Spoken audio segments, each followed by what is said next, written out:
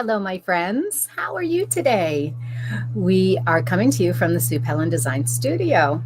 And today I wanted to talk to you once again about our Blue Moons quilt. When we had our live broadcast over the past couple of weeks, when we had our no-show, I did show our viewers how to make this beautiful Blue Moons quilt.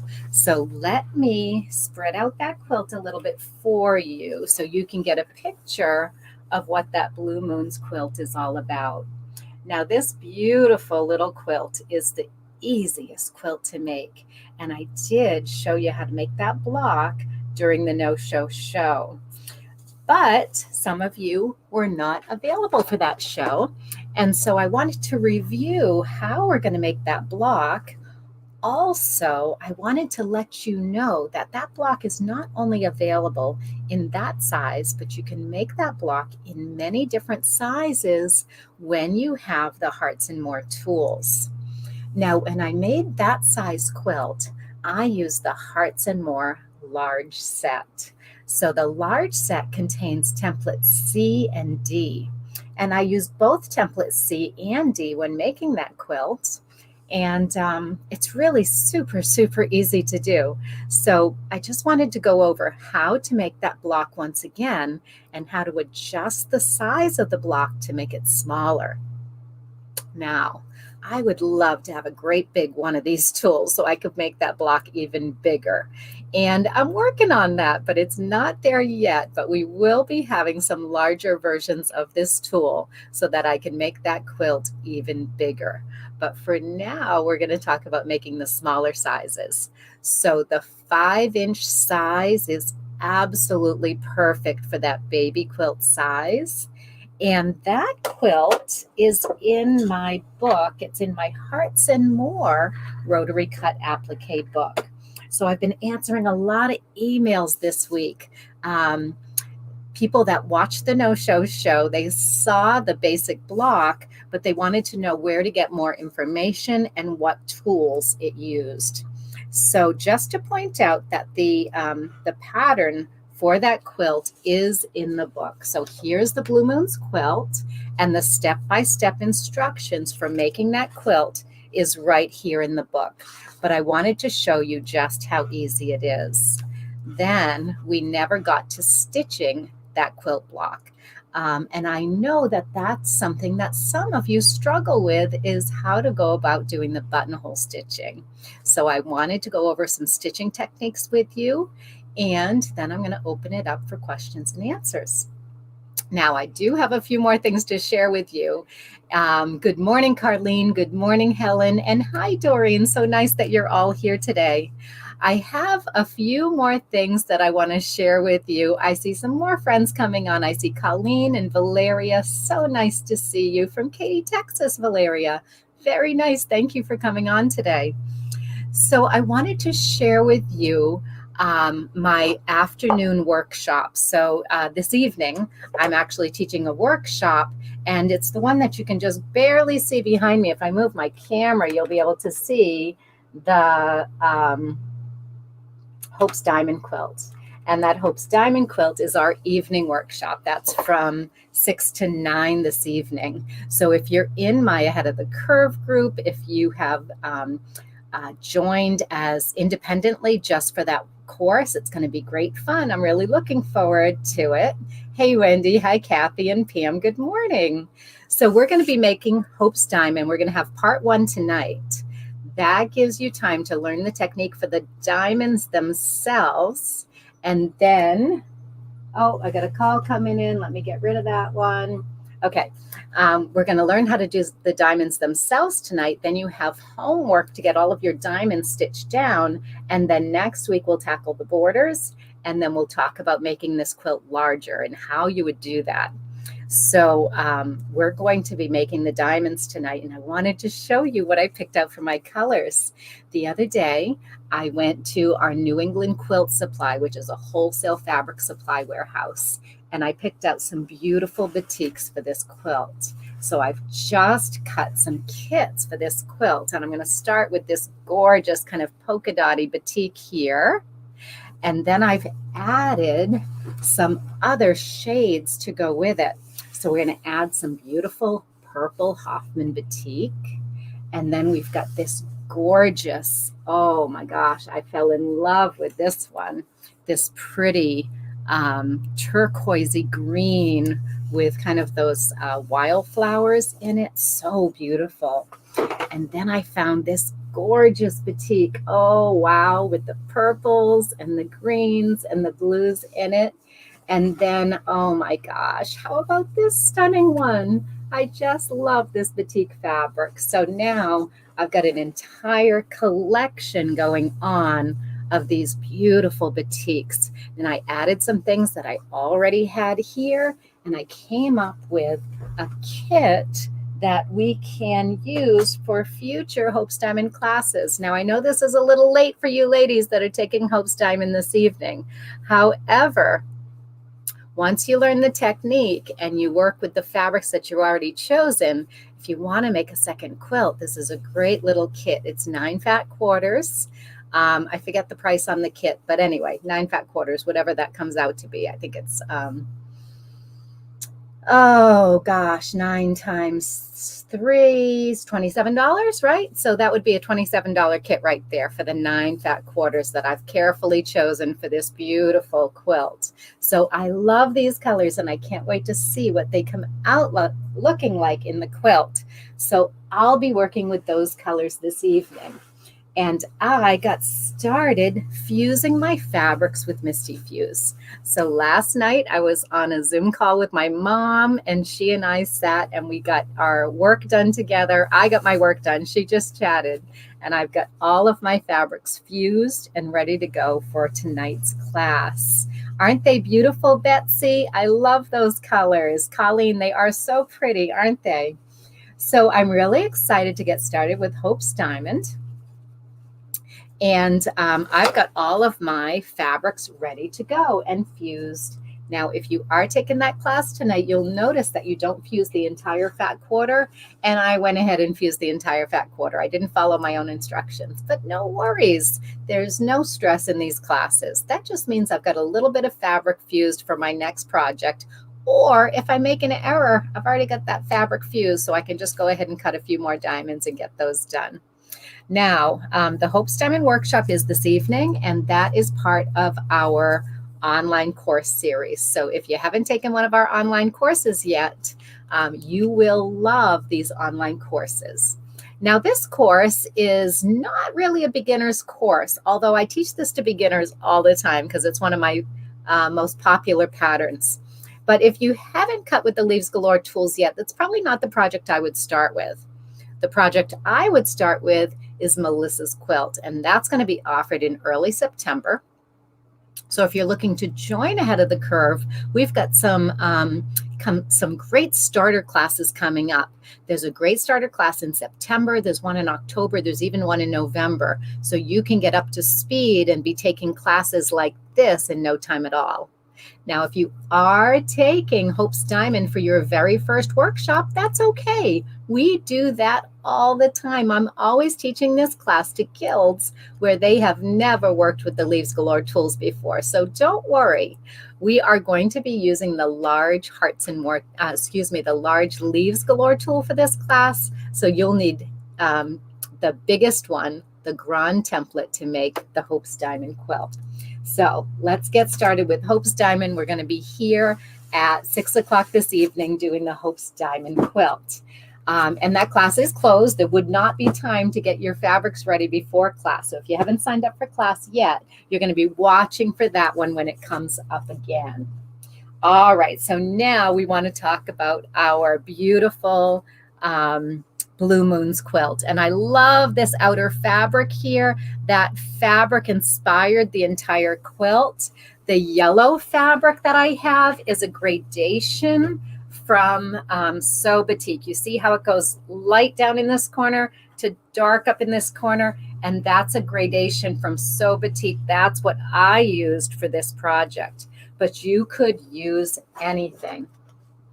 So when I did the little mini online workshop for our no-show show, I showed you how to cut those circles.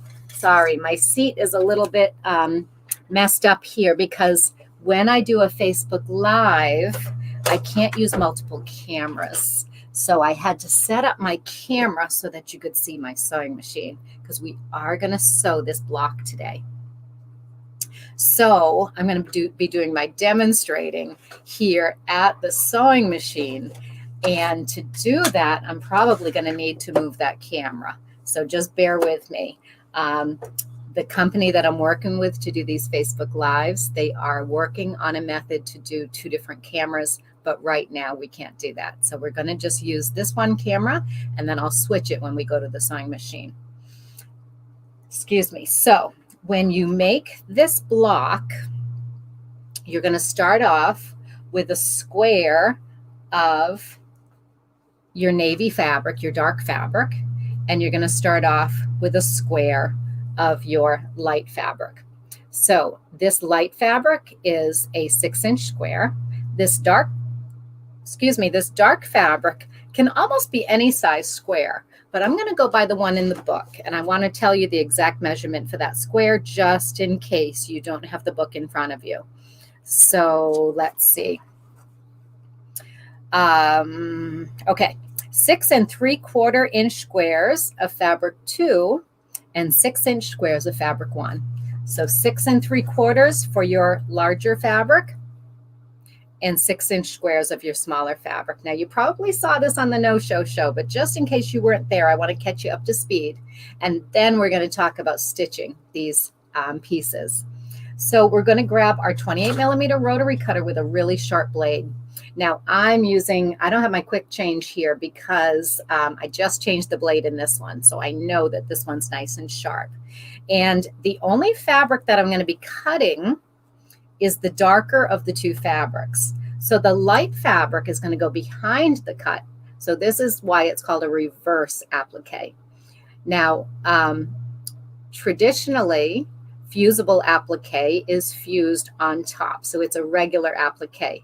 But this technique is done with fusible applique in reverse. So my yellow fabric is going to go underneath my blue fabric, but not yet. We're going to cut a shape out of this blue fabric. Then the yellow fabric will go under so that it will show through. And that's what makes it a reverse applique. So even though it looks like the yellow moons were appliqued on the blue background, that's actually not true. It's the blue fabric that's appliqued. So it's the blue fabric that we're going to fuse. So we're going to take a piece of Misty Fuse, and we're going to center that Misty Fuse on the back of the blue fabric. Now the blue fabric was cut 6 3/4. The fusible is cut at 6 inches. So the fusible is slightly smaller than my background fabric. And I'm going to layer it on that background fabric and fuse it right to the center of the fabric. Okay, so a 6-inch square of Misty Fuse centered on the 6 3/4 inch square.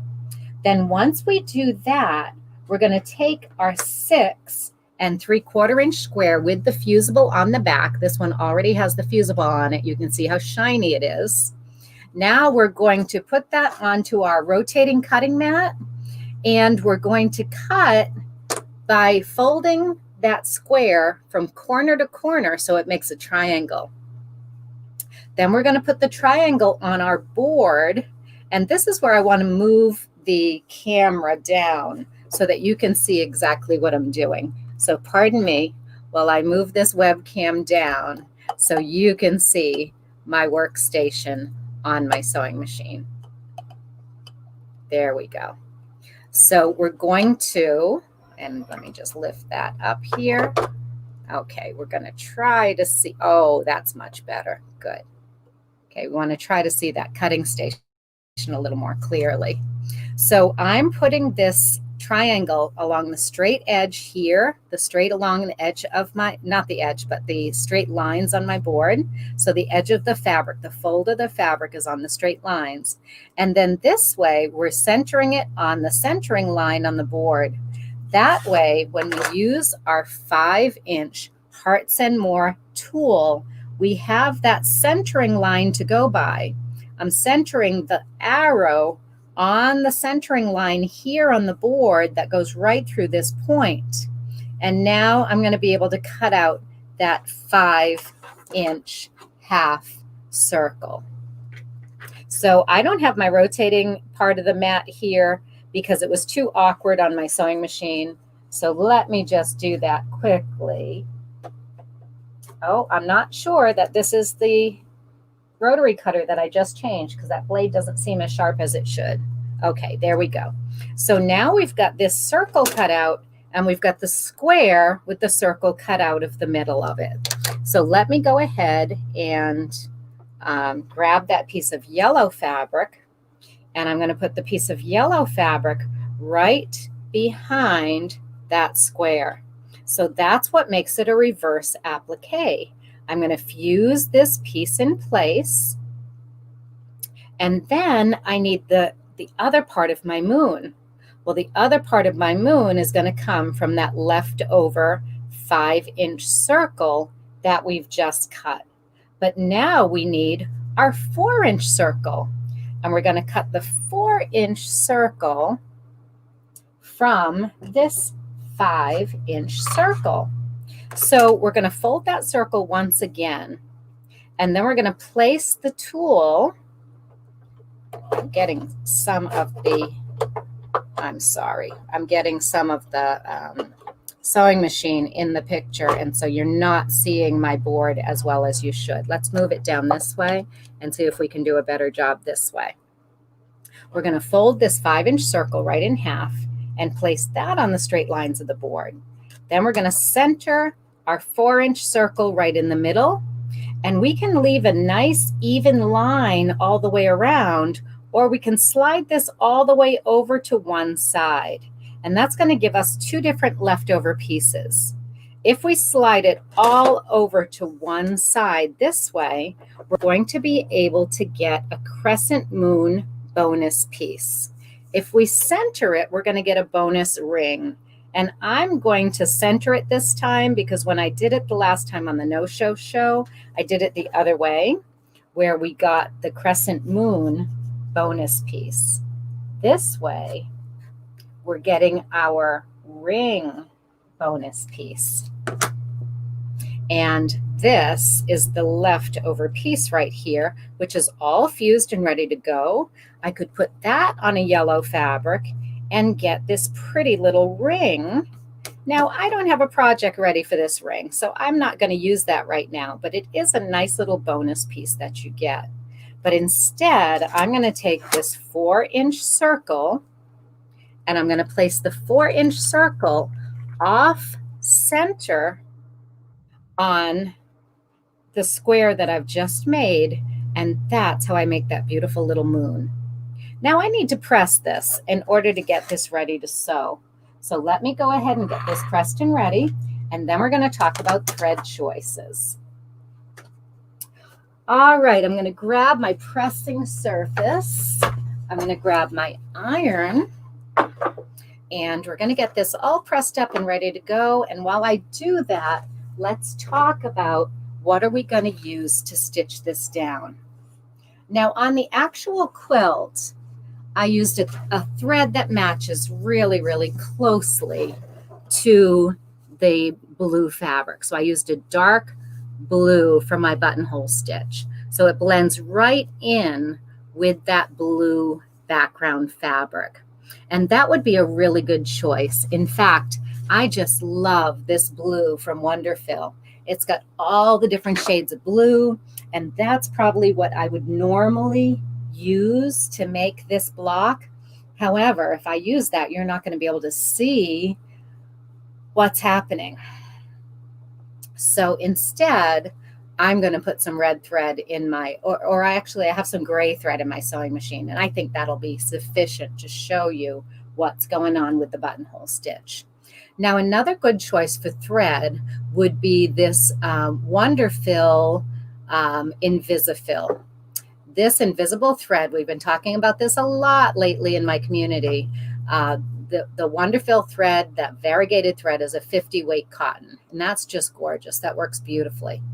But this Invisifill is 100 weight polyester thread. It's so very, very fine that it actually just disappears. And you know what? I think I'm going to change my mind here. I'm going to use the Invisifill on my machine today so that I can have an example for you of what the Invisifill looks like. So bear with me. I'm going to iron this piece. Then I'm going to thread up my machine with the Invisifill, making sure that I have the opportunity to show you what the Invisifill looks like. So in order to fuse this all down properly, we are going to, let's take this a little bit up. Oh my gosh, I'm so sorry. Sorry about that. I'm trying to find a good angle for my camera, and there's just not a good angle from up top of my sewing machine here. All right. Sorry there. Okay, so here we go. We've got the square, and it's put down nice and square and flat on my board. Okay. Then we're going to take our square that's exactly the same size as the fusible. Now, because this is a reverse applique, we're going to put this pretty side down onto the fusible. Now, at this point, you might want to use a pressing sheet, because if your fusible is sticking out around those edges at all, it's going to end up on your iron. But I'm just going to go quickly here without grabbing my pressing sheet and press this on. And I'm going to give it a nice press before I flip it over. And you can see there the reverse applique. Okay, now I'm going to take that small circle, that 4-inch circle, and I'm going to place that small circle anywhere inside my big circle. It can touch at any point, and that's what makes that blue moon in all different phases of the moon. And I'm going to iron that in place. So I'm going to iron my outside edge, and I'm going to iron that small little circle. Okay. So now we've got those two ironed in place. I want to talk about what other sizes you could make this in. Well, when you have the whole set of Hearts and More tools, you've got all different size circles. So today I used the 5-inch circle and the 4-inch circle. But what if I wanted to use the 4-inch circle? Well, on the other end of the large tool, there's a 3-inch circle. So you could make this blue moon with a 4 and a 3, or you could use a 3 and a 2.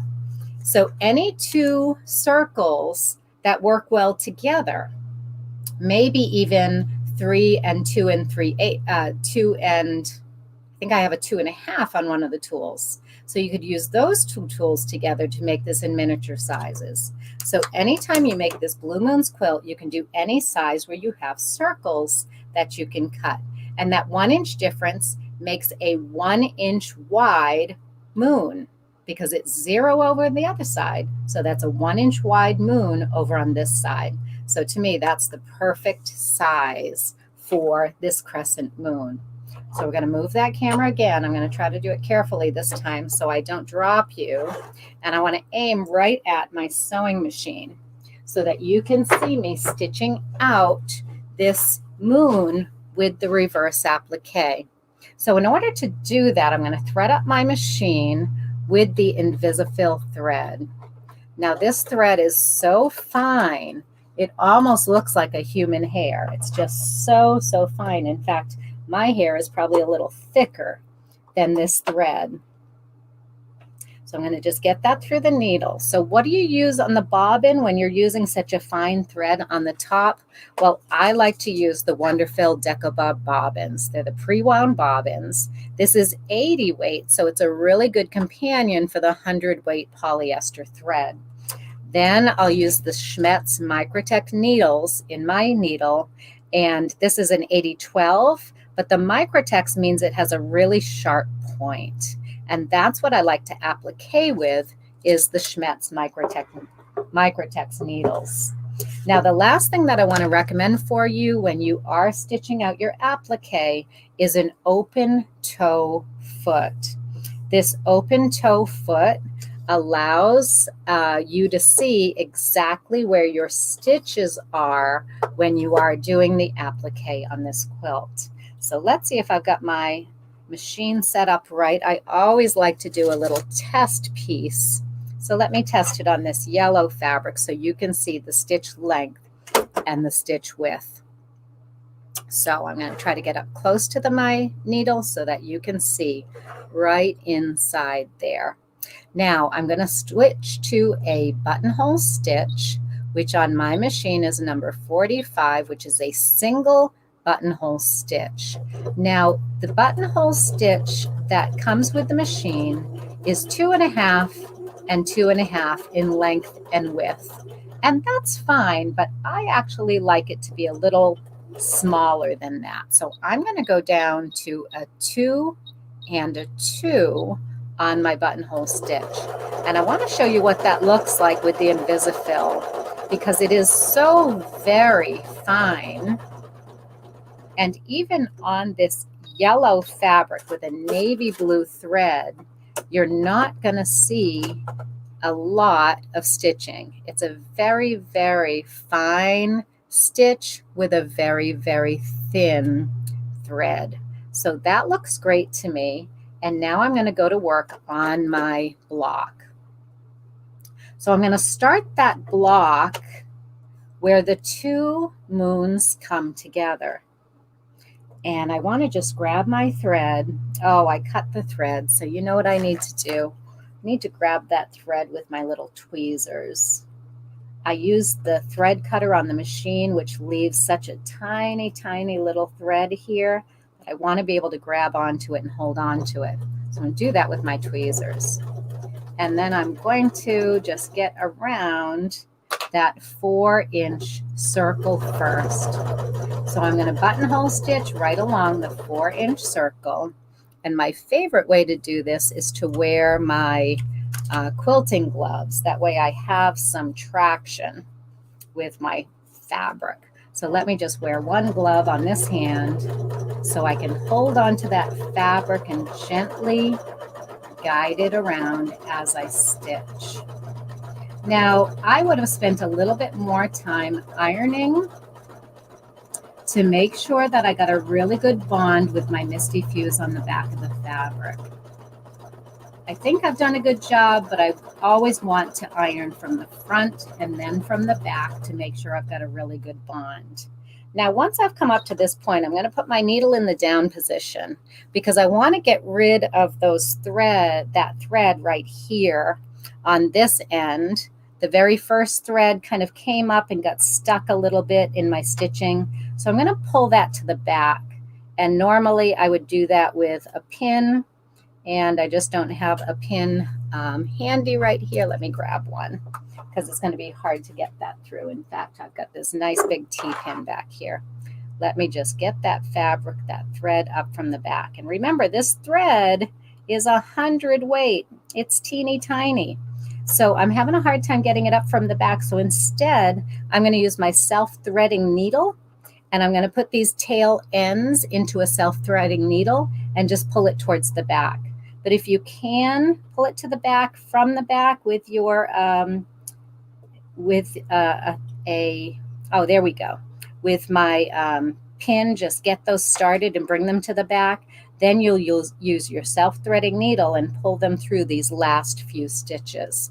But what I'm trying to do is control the thread on the front so that that thread doesn't show on the front. So I'm stitching around the 4-inch square, and it truly is easier with my gloves on. So let me just take the time to put that glove back on and get around that first circle. Now, if you see a little bit of puckering here, you can try to adjust your tension to be a little bit looser, but I know that with a nice, good press, that puckering's going to go away. But if your machine does a lot of puckering as you're stitching, you're probably going to want to use a stabilizer underneath. And the Sulky Tear Easy Stabilizer is the one I recommend. So now we've gone all the way around that inside circle. So I'm going to lift up my presser foot, and now I'm going to turn my work. So I'm now going on to still buttonhole stitching and still on the blue fabric, because your blue fabric is what had the fusible on it. That's the applique part, not the yellow part. So we actually want to be stitching up onto that blue fabric in each case. Now this is where I probably didn't iron quite long enough, and my frame is lifting up just a tiny little bit. So I'd want to go back and really give this a good press. And then buttonhole stitch this outside circle in order to make that blue moon. Now I go pretty quickly when I buttonhole. You can go a little more deliberately and carefully. And I think my thread just broke. It did. So we're going to leave it at that for now. And I would, even if my thread broke, I would go ahead and pull those ends right through back to the back, bury those threads, and then start again at that point to continue on. So you'll notice that I have a little tiny bit of fraying here along the edges of my applique pieces, because this is an old fabric that I used for my demo. It's not the best quality fabric, and it did fray a little bit. That's when I go in and I grab those little frayed pieces with my tweezers, clip up underneath that frayed piece with my scissors, my curved edge snip, so I don't catch the edge of the applique or the applique threads, and just clean up that edge until it looks absolutely beautiful. So that's it. That's how we do our buttonhole stitching around our applique pieces. And sorry for the camera angle issues today, but we'll get that worked out. We're going to work with StreamYard, and we're going to get those 2 camera angles going so that we can have a better experience for you in the future. So that's how we do our buttonhole stitching around that blue moon block. And you'll notice that you hardly see the buttonhole stitching at all. I'm going to get up really close there. So you're going to see that buttonhole stitching when you're up really close, but pull it back just a few inches and the buttonhole stitching just disappears, because you're using that very fine thread. So I always have questions. Oh, Bobby, I'm sorry, Betsy. What kind of machine am I using? I'm using an Elna. So this is the Elna Excellence, and I've got a brand new one waiting for me, and I haven't used it yet. Hey, Patty. Hi, Lee. Hi, Jinx. Nice to see all of you.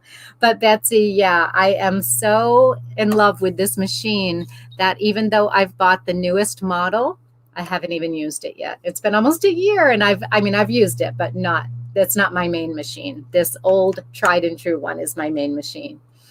So that's how we make the Blue Moons quilts, and you will love this technique when you see it in the book.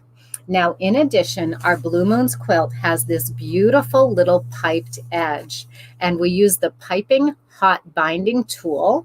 I used that same variegated fabric. It was that Gradations fabric from Sobati, which made a beautiful little piped edge along my binding, and I love using the piping hot binding tool to do that. So there you have it. This is what I love to do, is design beautiful applique quilts for you that are fast, fun, easy to make, and easy to give away, because they're such fun little quilts. Now, to me, making these blocks is easier than making half square triangles and all those other blocks that you put into your piece quilts. But the perfect thing to me is a combination of applique and piecing, because this is a very simple square that gets pieced into our quilt just in rows and columns, so it's fast and fun. So that combination of applique and piecing is to me the ideal way to make a quick baby quilt. And if you love this quilt, you're going to love all of my applique workshops on my website. So you can go to SuePellinDesigns.com. You can sign up for a free workshop on September 10th. We're doing the pin quilt or mug rug, which is our free workshop. If you're already in my Ahead of the Curve membership, you get to take a workshop every month, and you get to choose whichever workshop is right for you at your skill level. So, hey, nice. Thank you, Patty. You like that nice technique. Good, good. And Carolyn, good morning from Georgia. So nice to see you. I love that tool for doing a piping, Patty. That Sue Cleveland tool is just fabulous for doing the piping hot bindings. So that's it. We have done our Blue Moons block. You have seen me use the Invisifill on the top. The reason why the thread broke is interesting. I have this on an upright spool pin right now, and it should be on a spool pin that's laying down because of the way that this is cross wound. This should have been laying down on my spool pin. Just to be quick, I put it up here, and that Invisifill tends to get wrapped up on the spool pin because it's so fine, it falls right off the spool. And that's why I had my thread break. So it wasn't the thread's fault. That was my fault for not doing it the right way. Good morning, Wendy from Vermont. So nice that you're here. Well, we're just finishing up our little mini tutorial today. So once I post this, you can go back and watch it on replay. If you don't know about our membership yet, you're going to find out all about the membership on our website. And if you're not on our mailing list, you're really going to want to sign up for our newsletter and our free pin quilt instruction sheet. That free pin quilt is also going to turn into a free mini workshop on September 10th. So where do you find the thread, Marie? I'm going to be carrying the Wonderfill thread in the variegated colors. But some of our members have also asked to try out the Invisifill. So I haven't ordered the Invisifill yet. I have an order coming into me from Wonderfill this week, and then I'll be placing an order that will include the Invisifill. But any good quilt shop can order these threads for you, and I'm going to be starting to carry an assortment of the Invisifill thread, but I don't have those yet. Right now, I'm carrying the Wonderfill in the variegated threads, and this would have also been a fabulous choice for this quilt. Sharon, good morning from Colorado. So nice to see you. Hey, everyone. It's been a blast spending the morning with you. I've got lots of exciting things going on. So I'm going to be taking off this morning to finish filling orders. We had some back orders on some of those most popular items from our no-show show. So if you are missing pressing sheets, I'm sorry, not the applique pressing sheets. If you're missing the iron cleaning sheets, if you're missing anything from your order, just let me know. We did make note of all the back ordered items, but just double check with me because we had so many orders to fill. I may have made a couple of mistakes forgetting to write back ordered on your packing slip. Okay, the name of the book is Hearts and More, Rotary Cut Applique. So Jinx, this is my first book here. This is Rotary Cut Applique with Leaves Galore, and this is my second book, Hearts and More Rotary Cut Applique. That has the Blue Moons quilt in it, and that's the book that shows you all the different ways to use your Hearts and More tool. Looking forward to tomorrow, Pam. That is for my Ahead of the Curve group only. We have more great lessons tomorrow for Ahead of the Curve. If you're not a member yet, you might want to consider becoming a member of Ahead of the Curve, where you can take these wonderful online courses with us. We do 2-hour, 4-hour, 6-hour, and 8-hour courses. We have some courses that are 2 days, and we're going to be making all of these beautiful fused applique quilts. So nice to see you all today. Question from Helen. You got the chalk marker and the refill. Should you dump out the powder in the marker and fill it with the iron off stuff? Yes, yes, Helen. And thank you, Penny, for answering that. You've got one of these great little chalk wheels. It comes, the new ones are blue, and they come with yellow chalk powder. I throw away that yellow chalk powder. I never use yellow chalk. Throw that away. There's a little stopper right here. You're going to pull off that stopper, dump out the chalk, and fill this chalk receptor with powdered chalk, the iron erasable white powdered chalk. Snap that back in place with a little pile of dust there.